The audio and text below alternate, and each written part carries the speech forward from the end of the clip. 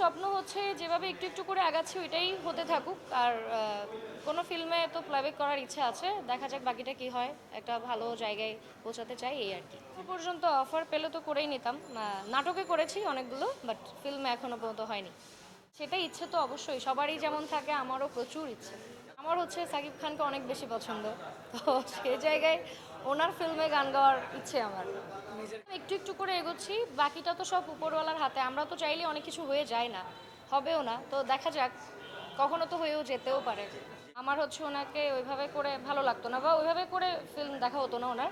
But recently হচ্ছে বরবাদ, তুফান এইসব দেখে মনে হচ্ছে ভাই ই তো দিন দিন ইয়াং হচ্ছে, মানে এত সুন্দর সব কিছু মিলে কেমন জানি খুব ভালো লাগে এখন। আগে হচ্ছে প্রিয়তমা, ওইখানে যে ওনার লুকিং জোস। এরপরে যেটা একদম সব থেকে এখন বর্তমানে যেটা আমার সব থেকে বেশি ভালো লাগে সেটা হচ্ছে বরবাদ। এই মুভিটাও জোস, আর ওনার লুকিং তো আরও জোস। প্রেমে পড়িনি ভাই, আমি প্রেমে পড়তে চাই না, কারণ ওনার প্রেমে এতজন পড়ে আছেন, আমি আর নতুন করে প্রেমে পড়তে চাই না। আমি ওনার ভক্ত, মানে দেখেই ভালো লাগে আর কি। আমি আমি তো নিতে চাই, যেহেতু আমার পছন্দের নায়ক উনি, সো আমি তো নিতে চাই, কিন্তু হবে না, সেটা হওয়ার কোনো চান্স নাই।